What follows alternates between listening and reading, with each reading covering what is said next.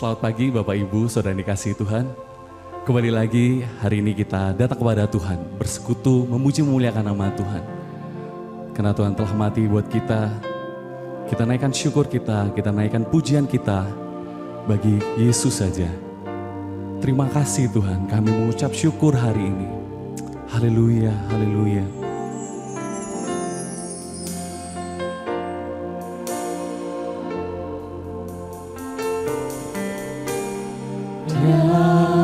Yesus telah mati bagiku, Dia Tuhan selamatkan jiwaku. Bagi Dia pujianku, tak dapat ku balas kasih-Nya.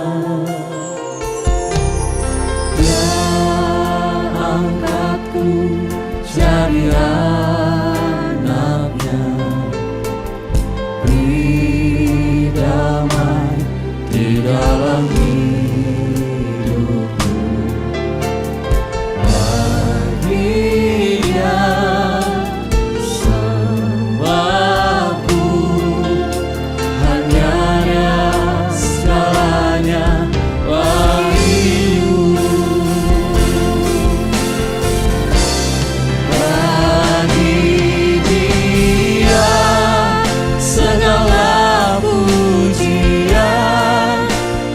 Serta syukur kekal selamanya bagi Dia, segala pujian, hormat serta syukur selama-lamanya.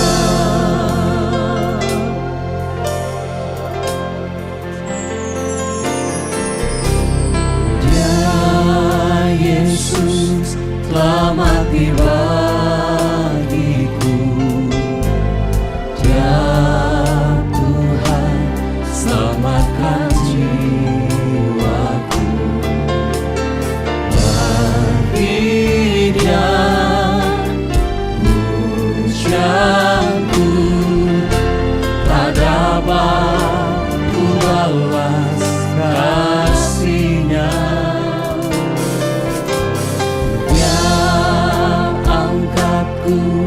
Jadi anaknya, beri damai di dalam hidupku. Bagi Dia sembahku, hanya Dia segalanya bagimu. Bagimu Tuhan, bagi Dia segala pujian, hormat serta syukur kekal selamanya bagi Dia, segala pujian, hormat serta syukur selama-lamanya.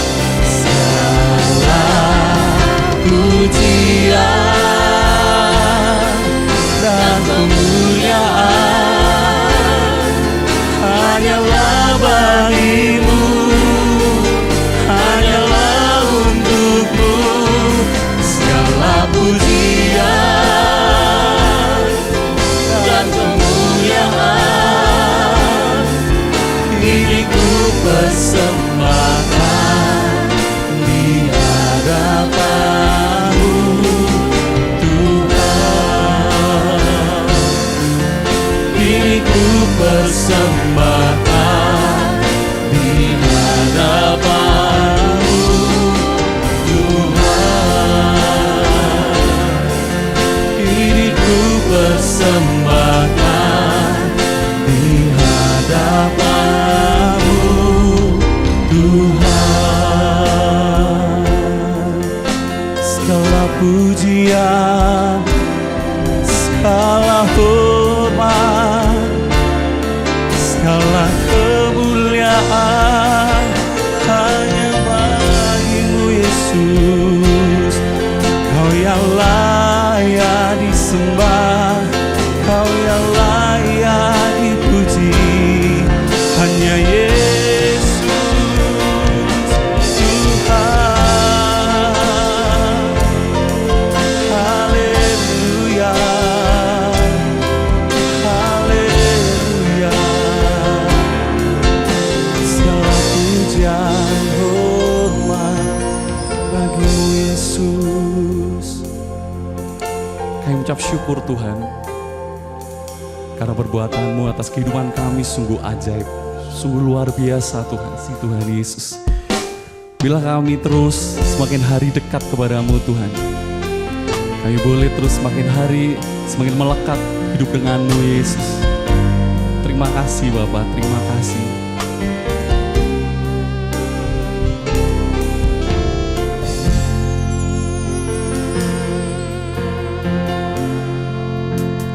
Hanya dekat Allahku, rasa tenang hatiku.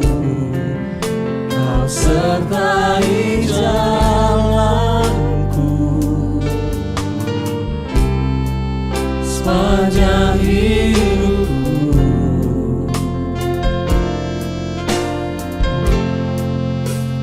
Hanya dekat padamu ada kekuatan baru. Kaulah perlindunganku, keselamatanku.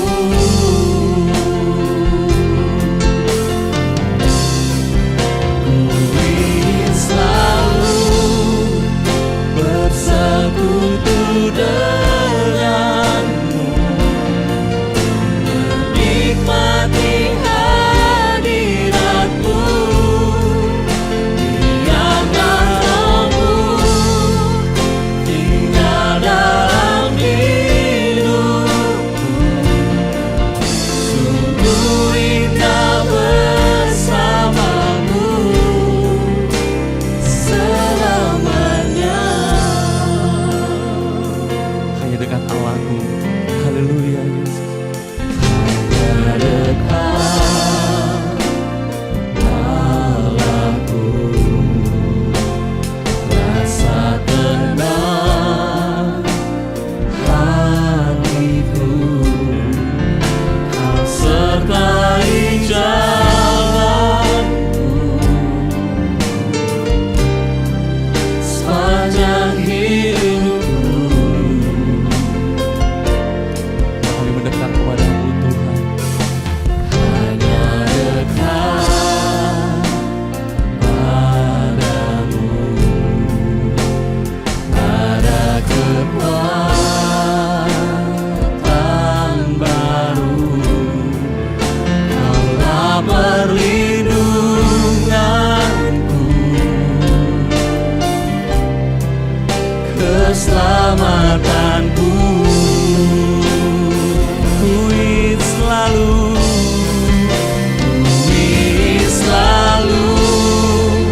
bersekutu denganmu, menikmati hadiratmu. Biarkan Roh-Mu tinggal dalam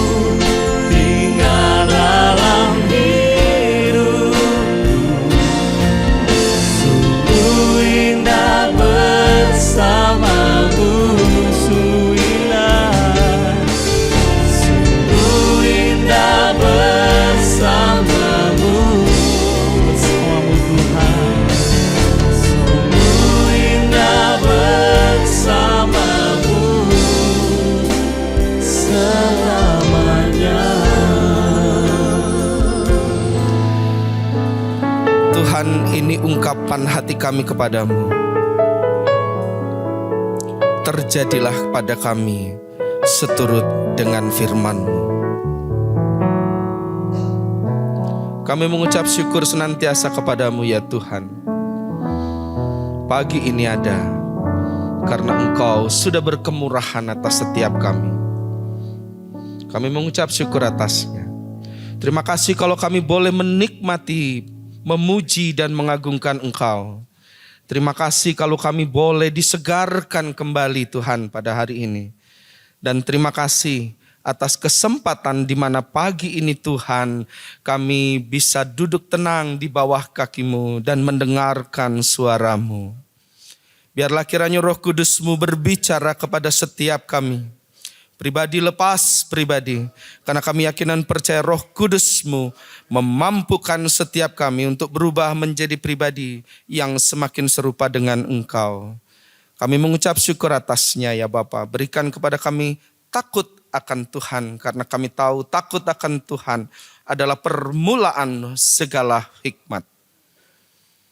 Dengan segala kerendahan hati ya Tuhan, kami katakan berbicaralah.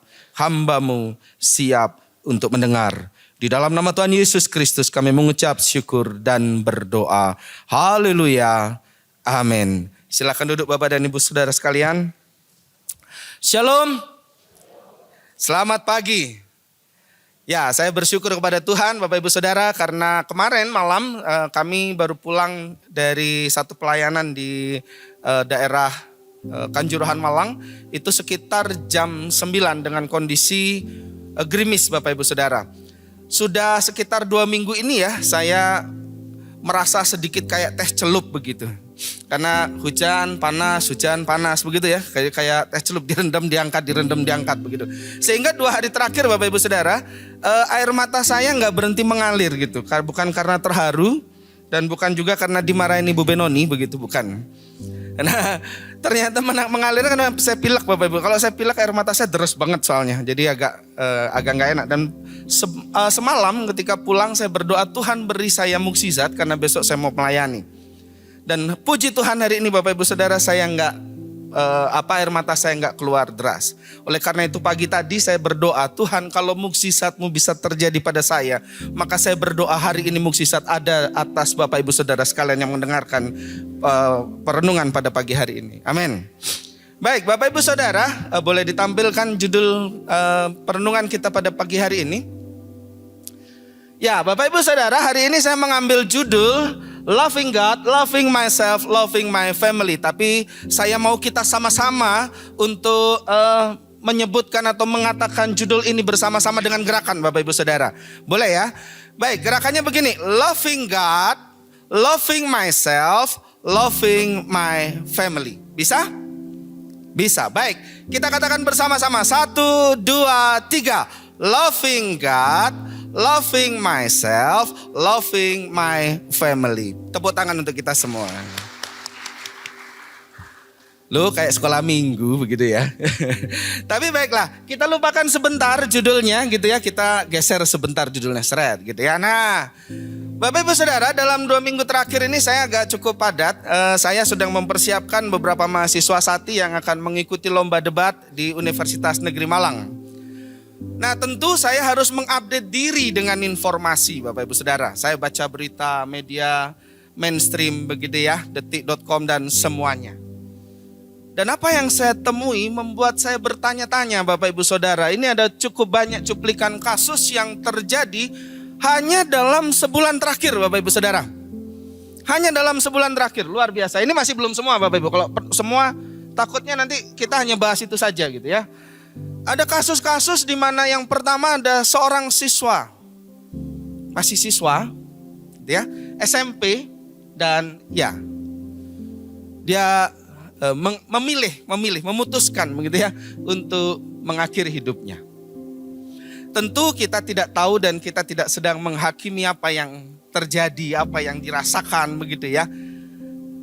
Kasus yang kedua yang juga saya soroti adalah seorang mahasiswa di Universitas Udayana memilih untuk bunuh diri. Tapi yang jadi problem dan jadi perhatian media massa bukan bunuh diri anak ini. Tapi yang jadi perhatian adalah setelah dia meninggal karena bunuh diri, dia dibully. Jadi pembuliannya bukan ketika dia hidup, tapi ketika dia sudah mati. Oh wow. Rasanya bagaimana begitu ya? Lalu kemudian ada kasus lain yang Bapak Ibu Saudara. Seorang influencer. Wah, influencer kita tahu sendiri ya. Di depan kamera kelihatan baik, kelihatan begitu luar biasa, kelihatan begitu bersemangat. Tertangkap narkoba. Dan yang terakhir, yang kasus yang baru-baru ini mungkin ada terjadi di Batu begitu ya. Ada Polwan dan DPR yang kemudian ketahuan tertangkap selingkuh di hotel di Batu. Saya bertanya-tanya Bapak Ibu Saudara ketika kemudian saya membaca dan merenungkan sekian banyak kasus. Lalu saya bertanya dalam hati saya, apa yang menjadi masalah dari semuanya?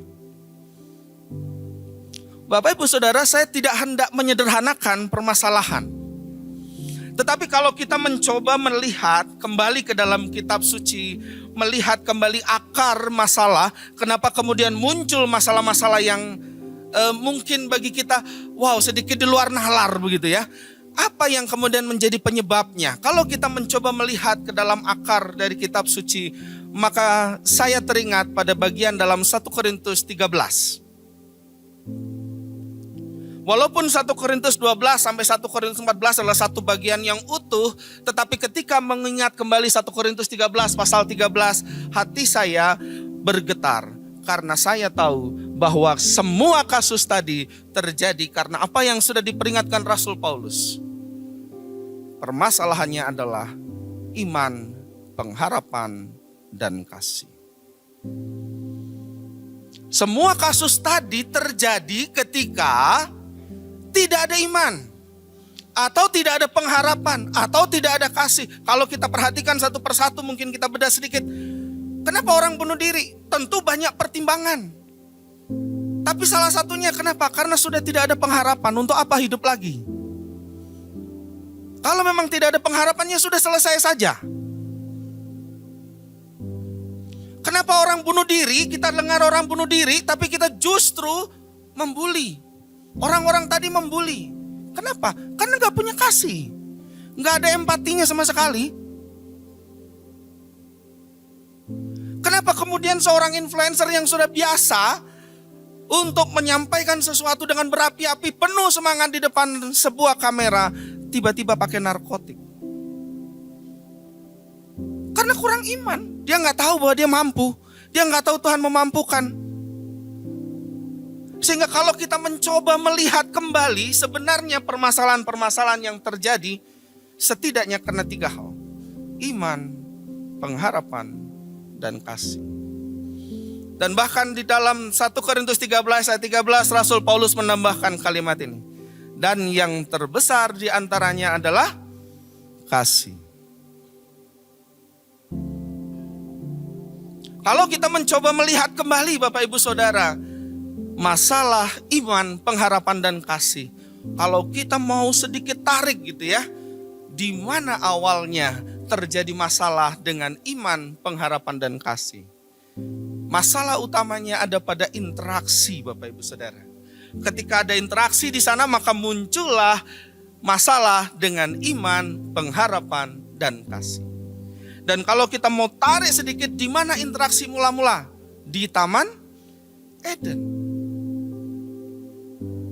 Di Eden ketika Tuhan menciptakan manusia, maka di sana manusia mulai mengenal apa yang namanya iman, pengharapan, dan kasih. Ketika kemudian Tuhan menciptakan Hawa dan kemudian menciptakan binatang-binatang di sana, maka di sanalah muncul iman, pengharapan, dan kasih. Dan awalnya, sebagaimana Kejadian 1 ayat 30 dan 31, Tuhan mengatakan dengan jelas di sana, dan Allah melihat segala sesuatu yang Dia ciptakan sungguh amat baik. Sehingga kita bisa bayangkan bahwa Kejadian 1 dan 2 mengisahkan tentang relasi yang sungguh amat baik. Iman, pengharapan, dan kasih ada dalam sebuah harmoni yang luar biasa indah. Lalu kejadian 3 membawa kita pada satu kejadian yang merusakkan semuanya. Kejadian 3 mengisahkan tentang masuknya dosa yang kemudian membuat semua relasi itu menjadi masalah, Bapak Ibu Saudara. Semua hal yang tadi iman, pengharapan, dan kasih karena dosa, maka semuanya menjadi runtuh. Dan kalau kita lihat lagi, kita lanjutkan slide-nya.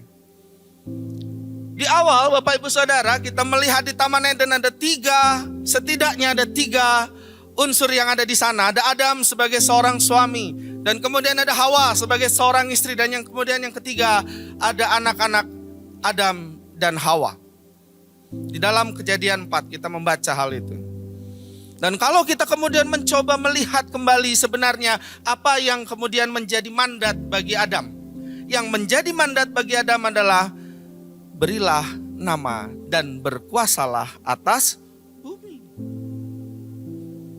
Jadi Adam ketika kemudian tiba di bumi, dia bukan dibiarkan, tapi ada suatu mandat yang diberikan oleh Tuhan. Demikian juga bagi Hawa. Bagi Hawa diberikan tugas sebagai penolong bagi Adam. Dan bagi anak-anak, di dalam Kejadian 1 di sana dikatakan, beranak cuculah dan bertambah banyak, penuhilah bumi dan taklukkanlah itu. Maka di sana kita melihat anak-anak memiliki tugas sebagai duplikasi dari orang tua. Namun ketika kemudian dosa datang, boom. Kita lihat dalam Kejadian 3 ada begitu banyak masalah yang muncul berkaitan dengan iman, pengharapan, dan kasih. Adam yang tadinya diberi tugas untuk memberi nama, ketika dosa datang, boom. Maka Allah mengutuk bumi karenanya. Sehingga kemudian dikatakan di sana, terkutuklah tanah karena engkau, dengan bersusah payah engkau akan bekerja. Ini menjadi satu bagian yang penting Bapak Ibu Saudara, karena naturnya setelah dosa datang, natur seorang pria adalah bekerja untuk mencari penghidupan. Naturnya di sana. Dan kalau kita melihat yang kedua, apa yang terjadi pada Hawa sebagai seorang istri? Ketika dosa datang, alih-alih kemudian Hawa menjadi penolong, maka di sana Tuhan memberikan 2 hal. Yang pertama, Tuhan mengatakan, susah payahmu waktu mengandung dan melahirkan akan kubuat sangat banyak. Dan yang kedua, saya ingin kita sama-sama melihat bagian firman Tuhan itu di dalam Kejadian 3 ayat 16.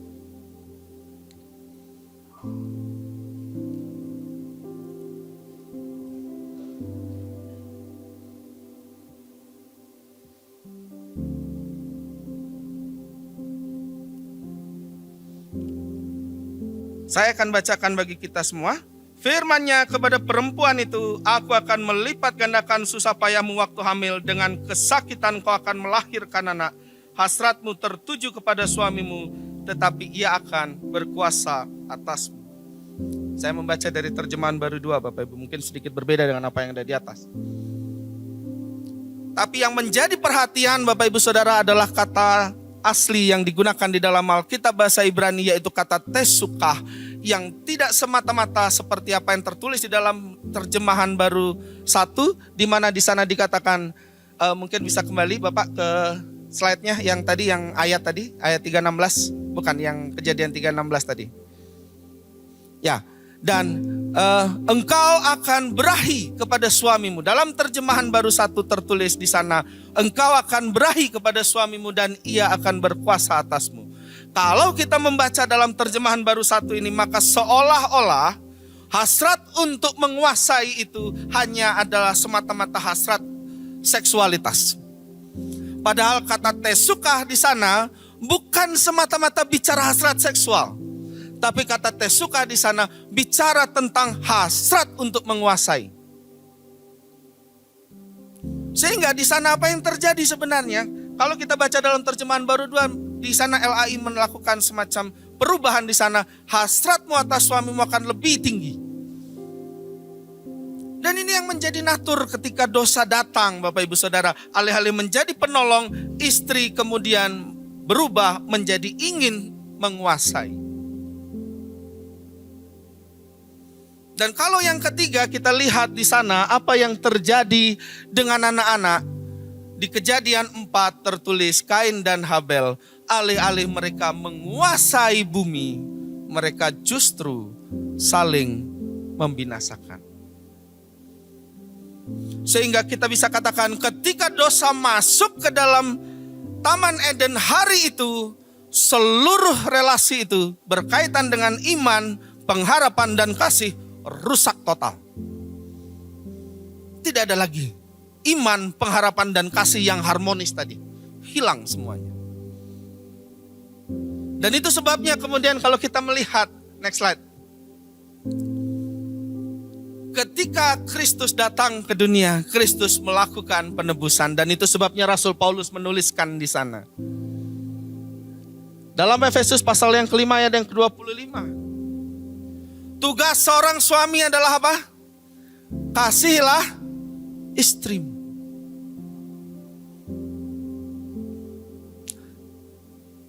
Sedangkan tugas seorang istri adalah tunduklah kepada suamimu.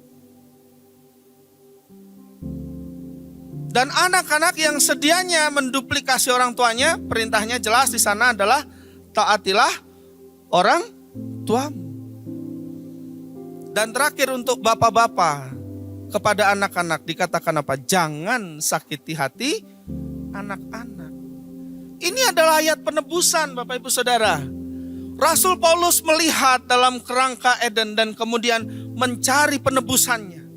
Ketika kemudian para pria harus bersusah payah, maka naturnya seorang pria adalah harus mencari penghidupan. Berapa banyak di antara kita para pria yang kemudian dalam setiap hari kita begitu terhisap dalam pekerjaan kita begitu sibuk dengan pekerjaan kita begitu senang dengan tantangan dalam pekerjaan kita, sehingga kita lupa satu hal penting. Kasihilah istrimu. Seberapa sering dalam hidup kita sebagai para istri mungkin gitu ya, melihat kemudian ketika tidak dikasihi, lalu kemudian ada keinginan untuk menguasai suami. Ya kalau yang ini paling sering kita lihat di video-video pendek begitu Bapak Ibu Saudara ya. Kalau sudah ngambek begitu ya istri, wah repot ini gitu kan. Apapun yang diminta harus dikasih kalau masih pacaran Bapak Ibu. Kalau masih pacaran semua dituruti begitu. Kalau sudah menikah, mau di situ ya sudah tak tinggal pergi begitu misalnya ya. Ini yang terjadi. Sehingga ketika dosa masuk maka semuanya rusak. Dan kemudian Rasul Paulus menebusnya dengan mengatakan, tunduklah kepada suami. Kalau dibaca dalam kerangka seperti ini Bapak Ibu Saudara, maka kita bisa melihat kata tunduk di sana bukan sebagai semata-mata tunduk dalam pengertian yang tunduk terserah lah, pokoknya mau diapa-apain terserah gitu. Kalau aku bilang ya harus lakukan begitu, bukan. Tapi kata tunduk di sini sebagai bagian dari penebusan Taman Eden. Rasul Paulus sudah menjelaskan tentang bagaimana seharusnya penebusan itu. Pertanyaannya, Bapak Ibu Saudara, mudahkah? Bapak Ibu Saudara, saya ingin berbagi kisah begitu ya tentang bagaimana perjalanan kami begitu ya sebagai keluarga. Sedikit latar belakang, saya dan Ibu Benoni ketika pacaran tuh jarak jauh Bapak Ibu, jarak jauh. Jadi kami enggak ketemu bareng begitu ya, jarang punya waktu bersama begitu. Sehingga ketika menikah kemudian ya kita baru terkaget-kaget, terheran-heran begitu, oh ternyata begini begitu ya. Yang tadi misalnya seorang suami akan terhisap dalam pekerjaannya, seorang suami akan tersedot perhatiannya pada pekerjaannya. Nah ketika saya pindah dari Jakarta ke Malang Bapak Ibu Saudara tahun 2015, lalu kemudian Ibu Benoni waktu itu sedang hamil anak pertama kami, begitu ya. saya ini pamit Bapak Ibu Saudara. Saya ini mau kerja begitu Bapak Ibu Saudara ya. Saya pamit kan biasa ya. Saya mau berangkat. Waktu itu saya ngajar Bapak Ibu Saudara. Lalu saya pamit kepada Ibu Benoni. Aku mau pergi ngajar dulu ya gitu. Biasanya Ibu Benoni cuma mangguk atau jawab ya begitu. Hari itu tiba-tiba diam Bapak Ibu Saudara. Hening gitu, hening, suasana hening gitu. Saya bengong Bapak Ibu. Maksudnya gimana nih gitu kan? Lalu saya pamit lagi kan? Aku ngajar. Ya. Hening Bapak Ibu Saudara. Bagi kita para pria Bapak Ibu Saudara, keheningan ini bermakna luar biasa begitu ya. Ini lebih dari sekedar kata dan lebih dari sekedar bisa dimaknai begitu ya. Saya tambah bingung gitu kan. Apa yang terjadi? Tiba-tiba Bapak Ibu Saudara, dari matanya keluar air begitu kan. Loh, ini gak pilek ini kayaknya. Ini kayaknya sesuatu ada yang salah. Sampai saya bilang, aku ngajar. Boleh? Nggak ngomong nggak apa, cuman keluar air mata. Saya nggak tahu itu bawaan bayi atau apa begitu ya. Tapi kemudian hari itu saya langsung datang dan saya bilang, ya sudah kalau gitu hari ini saya nggak ngajar. Saya bilang ke murid saya, hari ini saya istirahat dulu ya, saya nggak ngajar gitu.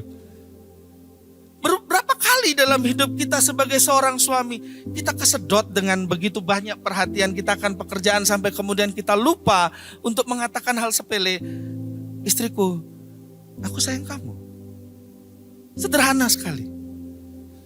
Tapi untuk para istri itu bermakna. Yang kedua Bapak Ibu Saudara, saya ingin cerita tentang bagaimana kemudian dalam pernikahan kami kemudian ada terjadi banyak hal yang lucu-lucu begitu ya. Kalau hari ini kita bisa cerita, kita ketawa-ketawa begitu ya. Tapi waktu menghadapi sih enggak gitu ya. Jadi waktu itu saya mengantar pulang Ibu Benoni dari Sati, kami pulang ke rumah kami waktu itu di Mondoroko begitu ya. Nah saya ini karena besar di Jakarta, sempat tinggal di Jakarta Bapak Ibu berapa waktu, sekitar 4-5 tahun terakhir sebelum pindah ke Malang saya di Jakarta. Nah sebagai yang biasa tinggal di Jakarta Bapak Ibu Saudara, kita ini terbiasa pragmatis begitu hidupnya. Ya ada celah ya kita masuk begitu. Nah untuk perjalanan ke rumah kami itu ada beberapa U-turn begitu. Nah tapi supaya enggak macet, beberapa U-turn itu ditutup Bapak Ibu. Jadi nggak boleh U-turn di sana. Nah suatu hari jadi di bagian dekat trotoar itu ada yang ada kayak jarak begitu ya, ada jarak di trotoar itu. Dan kemudian kita cari celah begitu ya, supaya enggak jauh-jauh kita muter ya, saya belok lah di celah antar trotoar itu. Setelah saya belok, saya kemudian pulang. Nah rupa-rupanya hal ini belum pas buat Ibu Benoni. Lalu kemudian dikatakan, besok-besok jangan gitu ya, karena itu namanya melanggar jalur. Saya bilang ya sudah enggak apa-apa, tapi ini loh, ayo kita lihat sama-sama ya. Kalau U-turn-nya enggak di sini, kan ini U-turn-nya ditutup nih. Kita ini kayak keliling kampung. Kenapa? Karena U-turn yang dibuka itu baru ada di ujung sana, saya bilang. Ya sudah, akhirnya satu hari saya aja lah Ibu Benoni ini keliling jalan. Wah, U-turn-nya jauh memang. Sampai di Pasar Singosari sana baru kami bisa balik arah dan kemudian jalan. Lalu saya bilang, perhatikan, U-turn-nya aja jauh sekali. Nah, karena agak jengkel begitu mungkin dengan itu gitu ya. Besoknya kami berangkat lagi Bapak Ibu Saudara. Nah pas pulang itu kemudian Ibu Benoni itu tegur saya. Kok, di situ ada U-turn. Gitu. Hah? Nah, terus? Waktunya U-turn kok, waktunya belok. Loh, kenapa harus belok gitu kan Bapak Ibu, saya juga bingung gitu. Tapi di situ U-turn. Iya, di situ U-turn. Terus kenapa? Kenapa nggak belok? Nanti itu jauh. Oh, ya. Saya karena nggak mau ribut, saya cuma jawab ya begitu. Nah, sudah jalan kita kan. Nah, setelah itu U-turn yang dekat rumah kami kebetulan dibuka. Ada yang membantu menyeberangkan, itu supel tas itu. Dia membantu menyeberangkan. Setelah sampai, saya standar sepeda motor lalu saya bilang begini. Gini loh ya, tak jelasin ya. Kenapa tadi enggak U-turn di sana? Ya, ini jalan ke arah sana nih ya. U-turn-nya di sebelah sini. Ya, rumah kita di sono. Saya bilang, kalau U-turn di sini, terus kesananya gimana? Kalau U-turn-nya di sini, habis U-turn terus saya mau ngapain? Saya bilang, terus kan saya harus balik arah lagi, ini lawan arus lagi. Masalah, karena waktu itu dia masih ngambek, mukanya masih ditekuk begitu. Jadi saya jelasin, kenapa kita nggak bisa U-turn di sono? Karena habis U-turn, Ya udah terus kita bengong, kita nggak nyampe rumah, saya bilang. Kalau kita mau nyampe rumah, ya U-turnnya sebelah sana, bukan di sebelah sini, saya bilang. Nah hari itu kita sama-sama akhirnya setelah malam baru kemudian benar bisa ketawa. Oh iya ya, kalau U-turnnya di sono, rumahnya di sono, kan kita tetap melanggar. Karena tetap harus lawan arah. Saya bilang, nah terima kasih sudah mengerti ya. Karena kalau enggak, nanti sulit lagi ngejelasin ke kamu ini U-turn di sini, rumah di sono, saya bilang. Jadi itu yang terjadi Bapak Ibu Saudara. Dengan anak-anak pun sama Bapak Ibu Saudara. Dengan anak-anak pun sama. Anak-anak saya itu Bapak Ibu Saudara suka banget main kotor. Suka banget main tanah. Satu hari Bapak Ibu Saudara, anak-anak itu main tanah. Waktu ada beberapa mahasiswa Sati yang ada di kampus begitu ya. Lalu saya bilang lah sama anak-anak. Stop dulu, jangan main tanah dulu. Ada kakak-kakak baru datang, kasihan nanti kotor semua.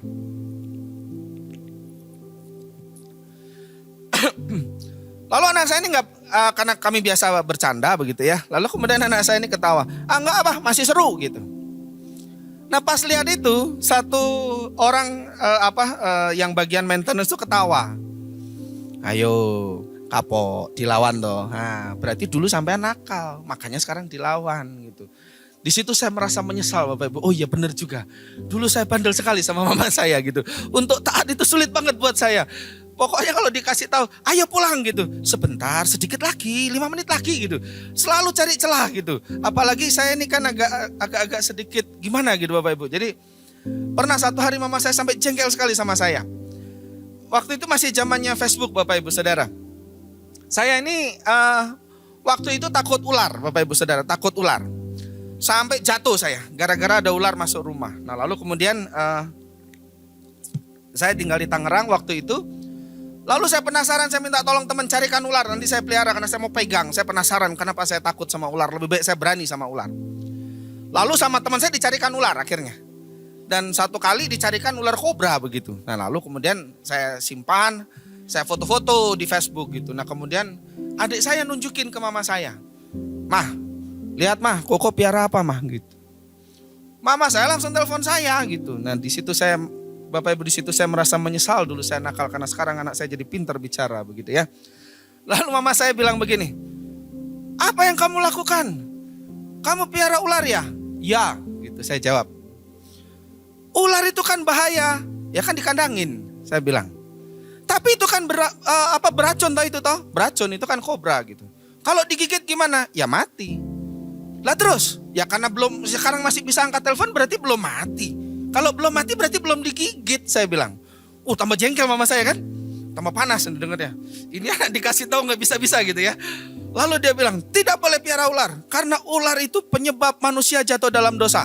Saya jawab mama saya, baca lagi Alkitabnya. Tulisannya bukan begitu. Iblis dalam rupa ular. Saya bilang, tambah panas mama saya kan. Ini orang dikasih tahu membantah terus begitu ya.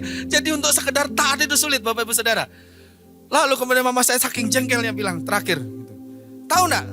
Untuk orang Cina itu enggak boleh piara ular. Ya sudah saya nyerah kalau udah gitu. Saya bilang karena enggak ada lagi lawannya. Saya enggak ngerti karena saya enggak dibesarkan dalam keluarga yang cukup kental budaya Cinanya. Saya enggak tahu. Saya bilang ya sudah kalau gitu saya nyerah. Saya bilang saya pasrah aja, ini ular tak buang habis ini gitu supaya enggak bawa bawa sial. Begitu saya buang akhirnya. Tapi itu bukti Bapak Ibu Saudara bahwa saya bukan tipe orang yang mudah taat. Dan hari ini ketika saya lihat anak kami begitu, dalam hati cuma bisa ngelus dada gitu Bapak Ibu Saudara. Astaga Tuhan gitu ya, kenapa saya dulu gak taat gitu ya. Hari ini saya harus menikmati gitu. Perintahnya Tuhan jelas, taatilah orang tuamu di dalam Tuhan gitu. Tapi untuk sekedar mengajarkan itu pada anak saya sulit juga saya bilang. Bapak Ibu Saudara, itu yang terjadi ketika dosa masuk ke dalam dunia. Dia merusak sampai ke akar, bahkan merusak ke sendi yang paling mendasar. Sehingga kemudian iman, pengharapan dan kasih di dalam relasi itu menjadi sirna. Dan Bapak Ibu Saudara, kalau kemudian kita kembali ke slide.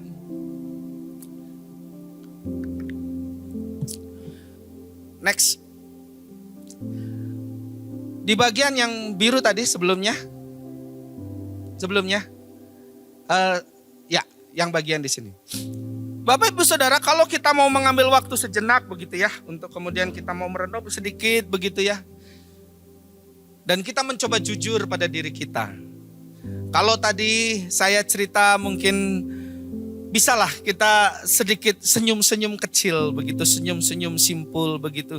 Karena ini adalah semacam toko Bapak Ibu Saudara, ini bagian etalasenya kelihatan indah.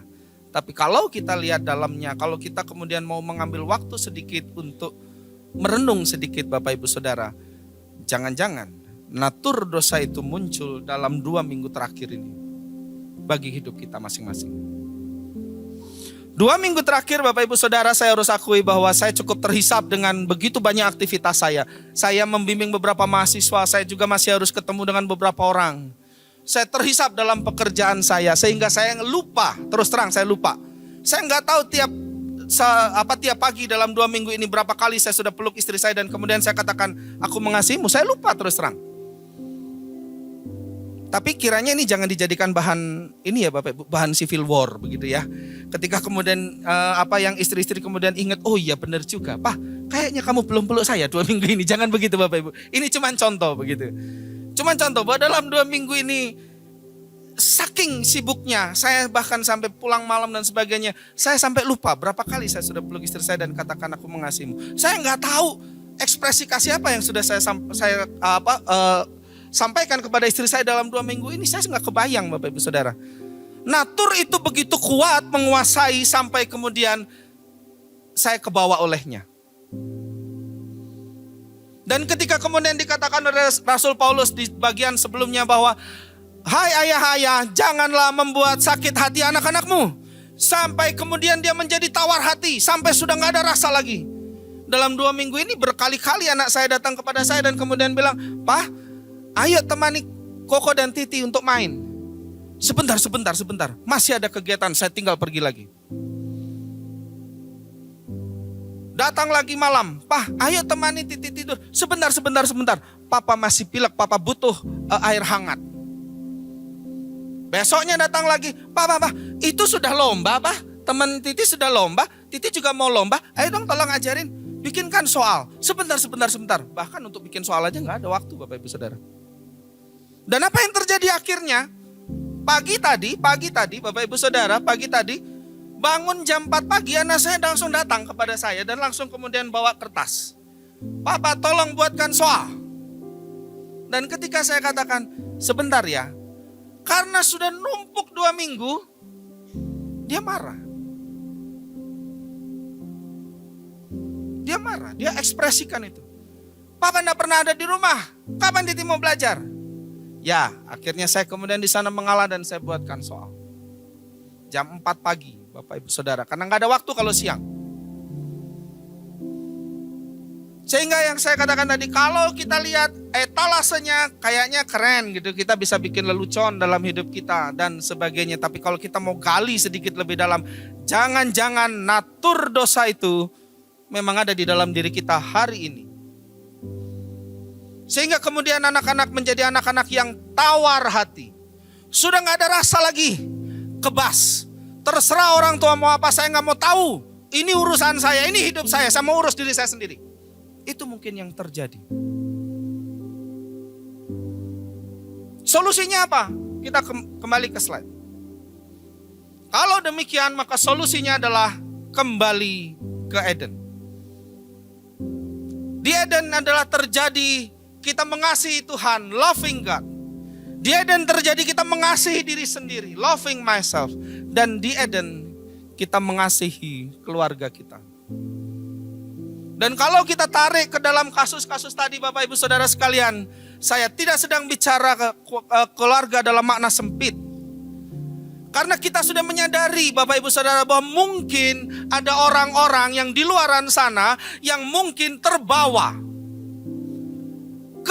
natur dosa ini sehingga kemudian suami-suami menjadi terhisap ke dalam pekerjaannya, kemudian istri-istri kemudian menjadi lupa bahwa dia harus tunduk kepada suaminya dan anak-anak harus taat kepada orang tuanya. Kita melihat kasus-kasus tadi muncul.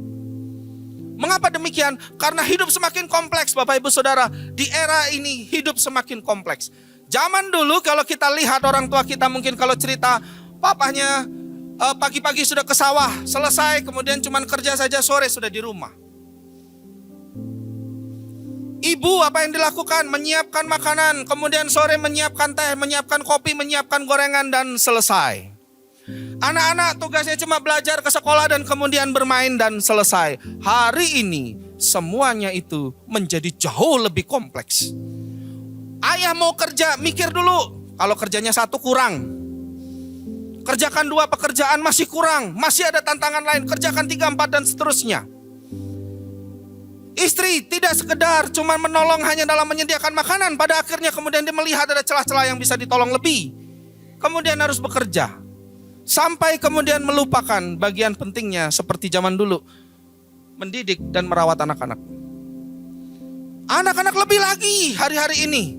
Lebih lagi. Pulang sekolah catatannya banyak sekali. Ya Pak, tolong ya, habis ini soalnya habis anak ini pulang sekolah ada les piano, habis les piano ada les gitar, habis les gitar les renang, les wusu, les semuanya. Sampai terakhir pulang malam anaknya stres, capek.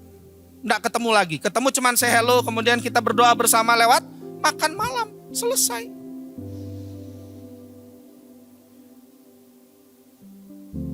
Ketika kita melihat ini Bapak Ibu Saudara, kita mungkin bisa katakan sama diri saya sendiri, tenang, hidup saya baik-baik saja.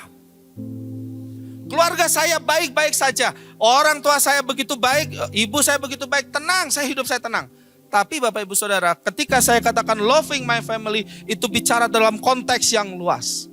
Kalau kita kemudian melihat ada keluarga-keluarga yang begini, bukankah seharusnya itu juga menjadi panggilan setiap kita untuk mengasihi mereka? Supaya kasus-kasus yang tadi bisa tidak terjadi.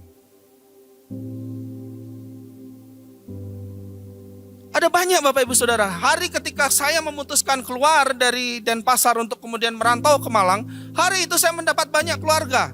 Saya ketemu dengan tetangga saya dan kemudian saya anggap mereka sebagai keluarga saya. Mereka begitu mengasihi saya. Nggak jemu-jemu mereka mengingatkan saya, ayo ke gereja kita jalan bareng. Saya nggak ada Alkitab, ini ada Alkitab dari saya, silakan ayo pergi bareng-bareng. Ada hari-hari di mana mereka kemudian berbagi dengan saya. Apakah satu keluarga ini? Bukan. Ada banyak keluarga di luaran sana yang kemudian menjadi penolong bagi saya. Sehingga kemudian di sana saya masih menemukan harapan untuk terus berjalan. Dan bukankah ini yang kita perlukan Bapak Ibu Saudara? Bukankah ini juga yang diperlukan oleh orang-orang yang ada di sekitar kita? Sehingga dari sana Bapak Ibu Saudara harapannya kemudian kita bisa melihat Bapak Ibu Saudara bagaimana interaksi kita menghidupkan kembali iman, pengharapan, dan kasih. Kita masuk ke dalam slide yang terakhir.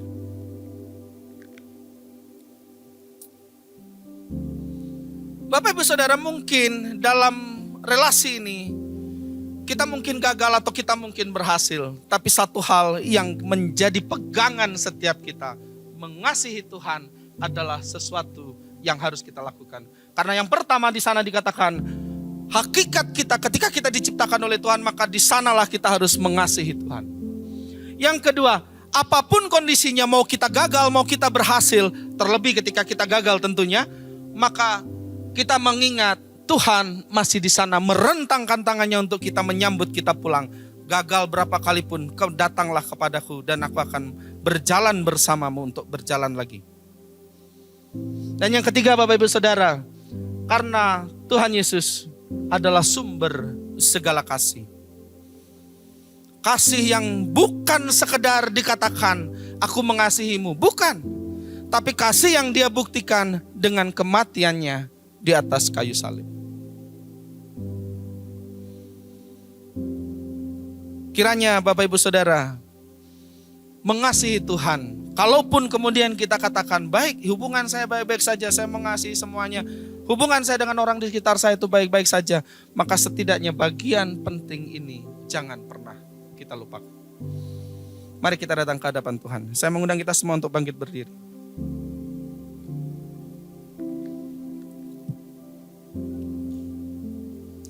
Kita angkat satu pujian Bapak Ibu Saudara.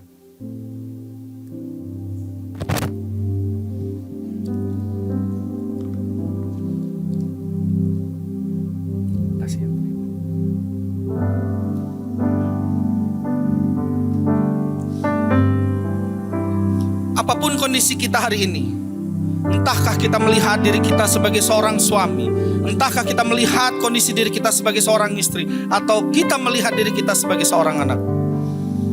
Mungkin dalam relasi kita merasa ada yang salah dengan relasi kita, tapi satu hal yang kita tidak boleh lupa, kasih Allah masih ada dan selalu tersedia buat kita. Kita angkat pujian ini.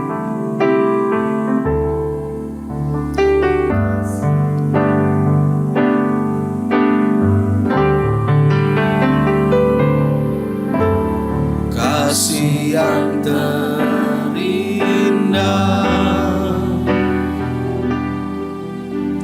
hati yang mulia, banyak kutemukan di dalammu, Yesusku.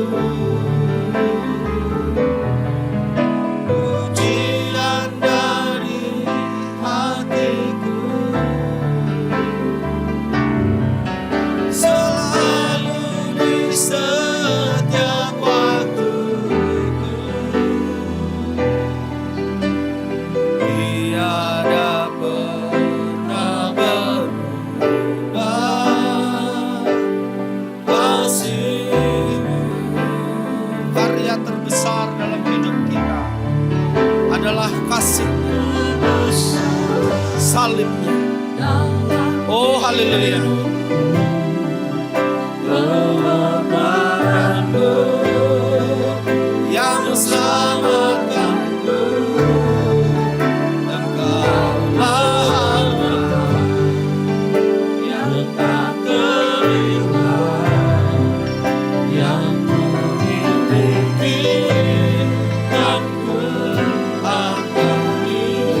karya terbesar.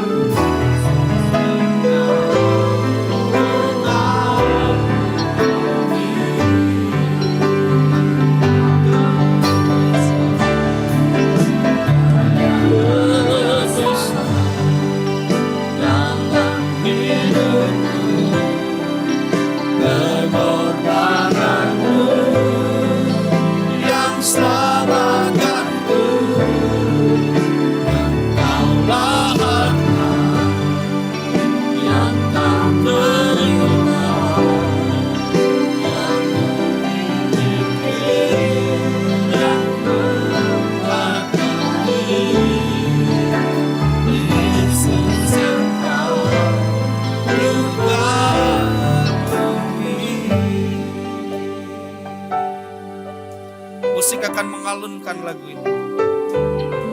Dan mari saya mengundang Bapak Ibu Saudara sekalian, untuk kita semua melihat ke dalam diri kita, ke dalam hati kita.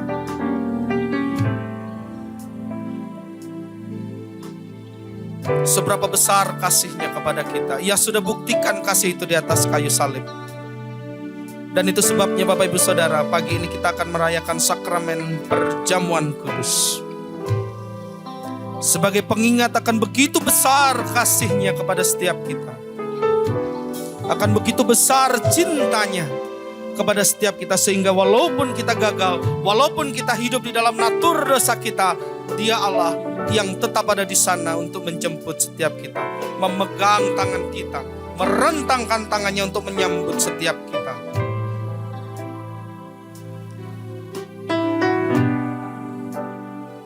Mari kita mengambil waktu sejenak untuk mengingat kembali betapa besar kasih. Haleluya. Ku memuji-Mu dan ku menyembah-Mu. Haleluya. Haleluya. Ku memuji-Mu dan ku menyembah-Mu. Haleluya.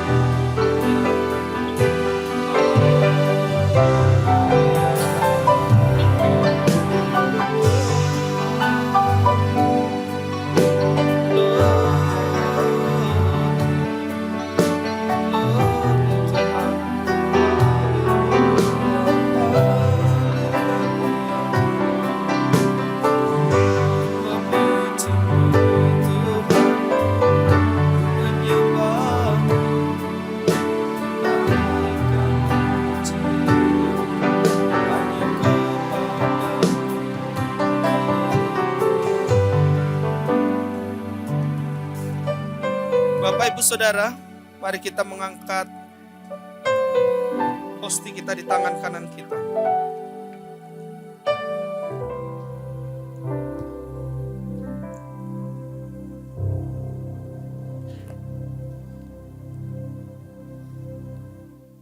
Bapak Ibu Saudara, unsur-unsur perjamuan ini bukan sekedar satu rutinitas bagi kita. Tapi unsur-unsur perjamuan ini adalah pengingat bagi kita akan betapa besar kasih-Nya kepada setiap kita. Mari kita berdoa. Tuhan Allah Bapa kami yang baik, kami mengucap syukur senantiasa kepadamu kalau pagi ini kami kembali diingatkan Tuhan akan betapa besar kasih dan cintamu bagi setiap kami. Engkau sendiri yang telah menebus dosa kami. Engkau sendiri yang telah memberikan nyawamu ganti kami Tuhan. Biarlah kiranya unsur-unsur perjamuan kudus yang kami makan pada hari ini, yang kami minum pada hari ini Tuhan, menjadi pengingat bagi setiap kami bahwa Engkau Allah yang begitu baik. Sehingga di dalam kehidupan kami masih memiliki pengharapan di dalam Engkau.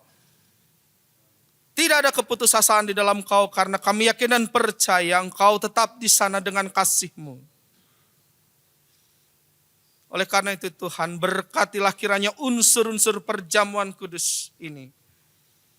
Biarlah kiranya unsur-unsur perjamuan kudus ini, ketika kami menikmatinya Tuhan, boleh membawa kesukaan, sukacita yang daripada Tuhan yang tidak bisa tergantikan oleh apapun. Membawa damai sejahtera bagi setiap kami. Kami mengucap syukur senantiasa. Haleluya. Saya akan membacakan bagian dari kitab suci Bapak Ibu Saudara sekalian. Sebab apa yang telah kuteruskan kepadamu, telah aku terima dari Tuhan, yaitu bahwa Tuhan Yesus pada malam waktu Ia diserahkan mengambil roti, dan sesudah Ia mengucap syukur, Ia memecah-mecahkannya dan berkata, inilah tubuhku yang diserahkan bagi kamu. Lakukanlah ini sebagai peringatan akan aku. Mari kita sambut tubuh Kristus dengan penuh ucapan syukur. Di dalam nama Tuhan Yesus Kristus.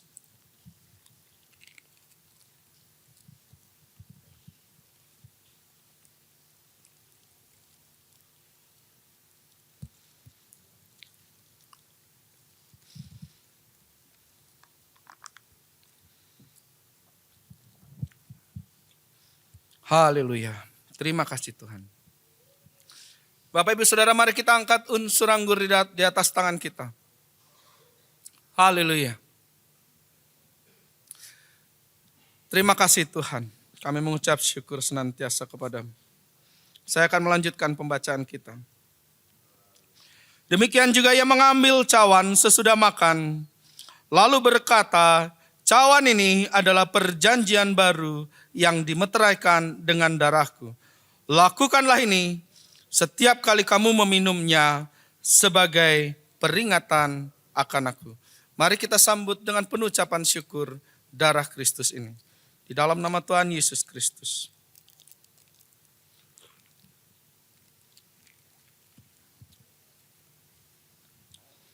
Haleluya. Mari kita mengambil waktu pribadi untuk mengucap syukur kepadanya. Oh, haleluya Tuhan, haleluya.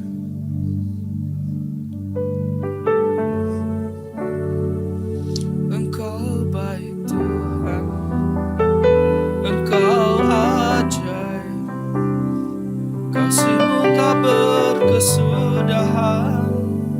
Haleluya, haleluya.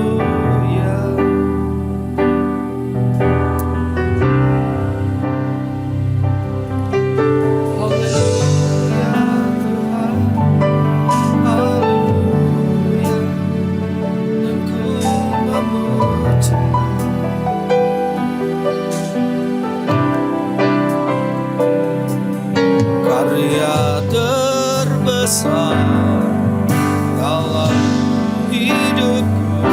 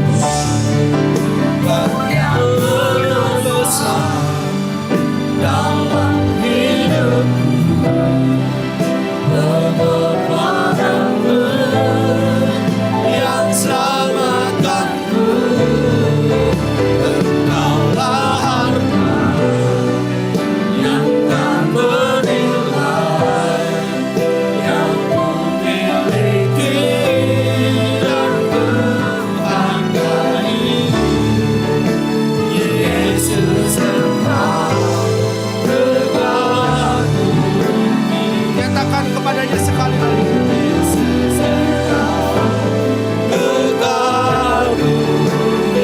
Sekali lagi dengan sepenuh hati.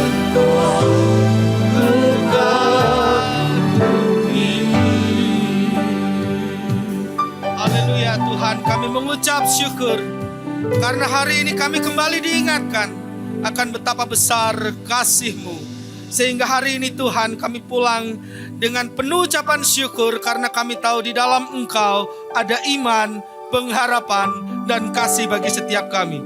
Ajari setiap kami ya Tuhan untuk tumbuh menjadi pribadi-pribadi yang menyadari akan kasih-Mu. Dan ajari setiap kami Tuhan untuk melihat sekeliling kami seperti Engkau melihat. Jadikan kami garam dan terang-Mu di tengah dunia yang mungkin memerlukan iman, pengharapan, dan kasih. Jadikan setiap kami ya Bapa sebagai pembawa iman, pengharapan, dan kasih itu. Kami mohon kiranya Roh Kudus-Mu sendiri untuk menyertai setiap kami. Kami yakin dan percaya Bapa, firman yang sudah kami dengar tidak akan pernah kembali dengan sia-sia sebelum mengerjakan bagiannya di dalam hidup setiap kami. Oleh karena itu ya Bapa, kami katakan, berproseslah di dalam hidup setiap kami. Di dalam nama Tuhan Yesus Kristus kami mengucap syukur dan berdoa atasnya. Haleluya. Amin. Silakan.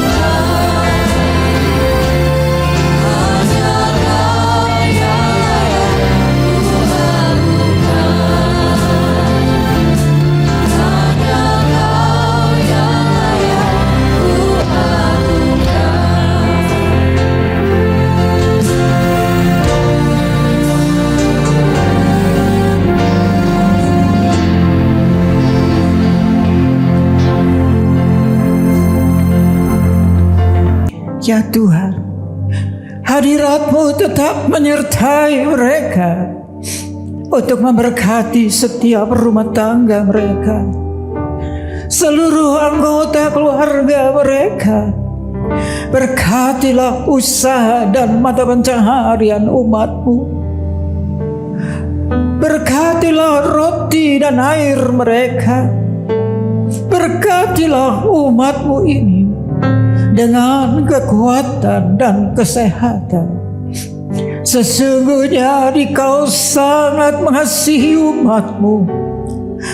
Seluruh umat-Mu ini ada di dalam telapak tangan-Mu, dan tak seorang pun dapat merampas mereka, domba-domba-Mu ini, dari dalam tangan-Mu.